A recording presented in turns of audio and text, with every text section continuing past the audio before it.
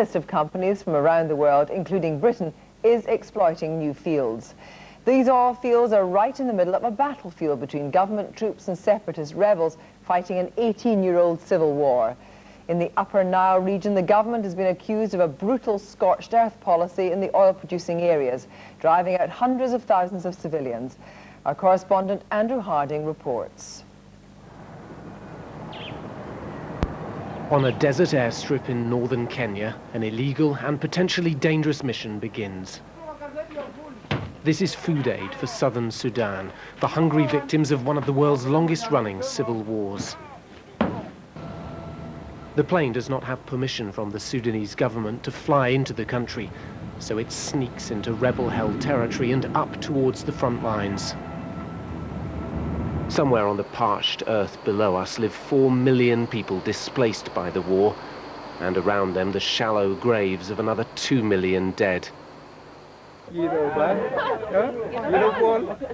On the ground, an eager crowd and 4 members of an Irish charity, Goal, the only foreigners operating this remote and highly insecure area. Yeah, we are Oscar Kilo. We are in Mike Romeo. Over. Goal is here in rebel territory to provide basic health care to 70,000 civilians who would otherwise have nothing. It's like stepping back into the Stone Age. Except, that is, when it comes to the very modern air raids by government planes. Every day you have that going over, 2-3 times a day. And the problem is that every time you hear it, you can't assume that it's just going overhead on its way down south, because sometimes they'll stop, they'll circle, and they'll bomb with very little warning.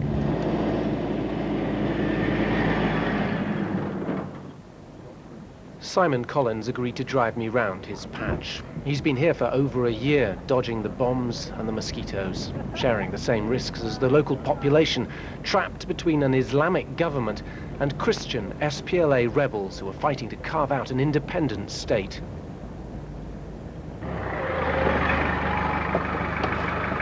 This is what happens when an Antonov drops a bomb from a height, randomly. On either side, you have just civilian homes. And this literally dropped out of the sky onto their front doorstep. In recent months, it's become the government's calling card. Even schools and hospitals have been targeted. It's terror tactics against the civilian population. It's very easy to move people here. People here are very nervous. They have a long history of being subjected to attacks. And if you, as a cynical, I suppose, ploy, decide you want to move the population here, it's very simple. You send Antonovs to drop bombs, and people move, because it's dangerous to be here. For 18 long years, the government has been herding civilians in and out of the war zone, trying to cut off the rebels' source of food. But suddenly, the whole process has taken on an even more sinister edge. And this is why oil, up to 2 billion barrels worth, has been discovered in southern Sudan, slap in the middle of the war zone. Despite the risks, an eager crowd of foreign companies, including British ones, have already been lured into the region and offered huge concessions by the Sudanese government. We look forward with great anticipation to start our exploration for oil, and we hope to be soon producing and participating in a big way in your economic health. We come in peace, and we thank you from the bottom of our hearts for your warm welcome. The foreign companies, at least some of them, argue that they're bringing money and stability to the oil fields. Some would appear to be trying, but it's not that simple.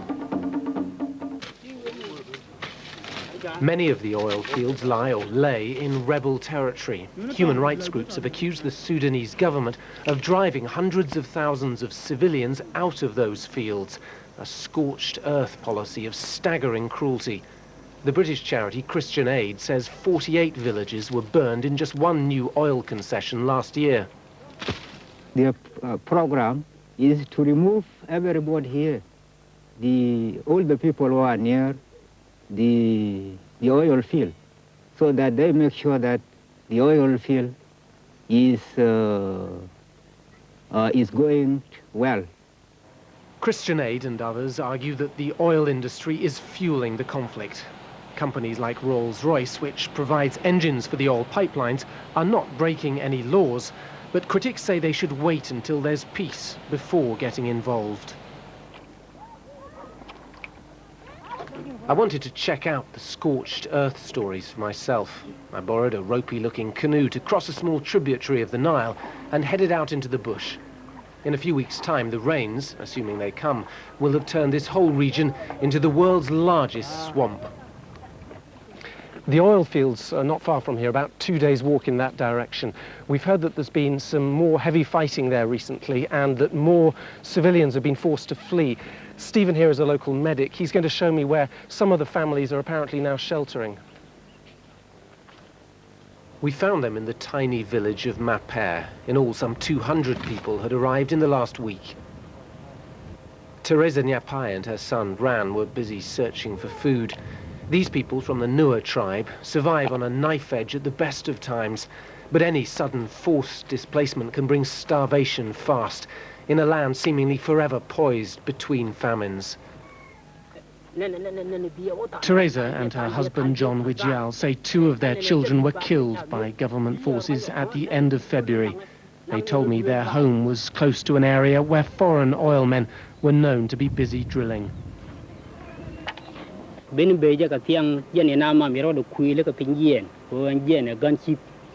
helicopter gunship came close and landed like this. They brought out a gun and started shooting at people.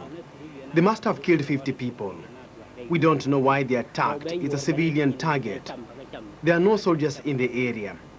I think they just wanted to kill people because of the oil. You think this is about oil? Yes, that is the reason they've come. There is oil all over this region, and that is why they want to chase people away from our town. And so while the locals suffer, the government is now believed to be earning $1 million a day from the oil. Good news for their war effort. It was time to find out how Sudan's rebels were planning to respond. I've hitched a ride towards one of the many ever-changing front lines here. I'm hoping to meet up with some rebel commanders to find out what their plans are after almost 20 years of conflict, particularly, of course, now that oil has entered the picture. The town of Gogrial, or what's left of it, was recently captured by the SPLA. The rebels enjoy political support from much of Black Africa in their struggle for self-determination, but it's been 1 step forward and 2 back. The SPLA are by no means guiltless. They've committed serious abuses in their fight to cling on to an area perhaps twice the size of Britain. Southern Sudan has massive oil reserves, and now they risk losing everything to a determined enemy flush with new oil money. Is legitimately a source of worry, and that has to be addressed as a part of the military campaign on the part of the SPLA to frustrate the government of Sudan from exploiting our oil resources, from exploiting our natural resources. Are you going to seize the oil fields, or try and seize them, try and cut off the pipeline? Of course, it's a legitimate target. This looting should not continue to take place under our noses. But that still sounds ominous for the local civilian population. Thanks to oil, the conflict looks poised to escalate once again and to spread. Are you bracing yourself for that sort of thing here now? Yes. Why? We're located very near to the oil fields. There are very few aid agencies working in this part of Sudan up against the front line. And if the government continue to push people from around the oil fields, one of the next areas to be affected will be right here. And I think one of the first things they'll do is target us. We are the largest aid agency in this area. If they want to send a very clear message to the local population, what they will do is drop some bombs right in this compound, and they can do that. Perhaps it won't come to that. Perhaps this long war will simply grind on. But oil and oil profits appear to have given Sudan's weary conflict a new lease of life. It's difficult to know everything that's going on in southern Sudan. In fact, it's impossible. This place is just too vast and too inaccessible. But it is clear from what I've seen and heard, and from the testimony of many, many others, that government forces here are deliberately driving tens of thousands of civilians out of the oil fields. Now, international oil companies involved in Sudan may choose to ignore that fact, but they can no longer, in all honesty, deny it. The majority of the civilian population in the south are extremely peaceful. They don't have a voice in this. They don't have a voice as to whether or not Western multinationals become involved in exploiting the oil resources near here. They don't have a voice as to whether or not other outside countries agree to purchase that oil. They don't have a voice as to whether outside countries are willing to sell arms to one side or another in this conflict. They've endured 20 years of this, and I think really it would be good to see it stop. But right now there seems little reason for optimism. On a nearby river, 3 fishermen were about to head home empty-handed and hungry. That evening, the farmers started burning their crops around the village in preparation for the next season. The right sort of scorched earth policy for a change. But the future isn't looking good. 3 days after I left, a cluster of bombs landed yards from the mud hut where I'd been staying. No one was hurt, but there's always next time. Well, earlier I was joined by the president of the Swedish company Lundin Oil from Geneva, who you saw there in that film, and the Sudanese ambassador to London, Dr. Hassan Abdin. I put it to Mr. Lundin that following major reports from the UN, Amnesty International, the Canadian government and Christian Aid alleging that thousands of villages have been displaced, his oil company seems to be turning a blind eye. No, I think, I mean, what we hear is a lot of allegations. They're coming, a lot of them are coming from one source, which is Christian Aid. If you look at the UN resolutions, for example, they've made just a passing reference to people displacement in the oil areas. They haven't really addressed the cause of that displacement. And I think you really need to get the facts on the ground correct, and we really haven't seen that from these aid organizations yet. So all these aid organizations are actually talking nonsense. Let me just go through a list from the Lundin. You're in block. Your block is 5A from Lundin Oil. You have a long oil road. The villages of Choitel, Dorbar, Guit, Kuash. These were villages which were populated before your oil exploration started, and they're not populated now. They've been displaced. No, actually, I mean, people have been moving into Bentiu and Rupkona, which is our base camp. And they've done that for several reasons. There has been fighting in the area. There hasn't been any displacement along our road by the government forces. People have been moving for different reasons. They've been moving because there's a drought. This year has been especially dry. And like I said, they've been moving because there has been factional fighting between the different forces that are in Sudan. And they're moving also because there's a lot of amnesties in Bentiu and Rupkona. And the villages that you're mentioning, I've been there myself. I've seen it on the ground. Some of them they're all there, but there's not many people living there right now because there's simply no water. There's nothing for them to sustain. Ambassador, well, let me bring the ambassador in here. You know, we've talked about a number of areas. One particularly, 48 villages burned, 55,000 people displaced in the eastern Upper Nile when the prospecting started in March 2001 this year. Government airships were displacing these people, weren't they? No. Well, thank you for inviting me to comment. I think the whole problem with this film I've just seen is that it is taken out of the historical context. This is not an oil war. This is a war which has been going on for quite some time, at least consecutively the last 18 or 19 years.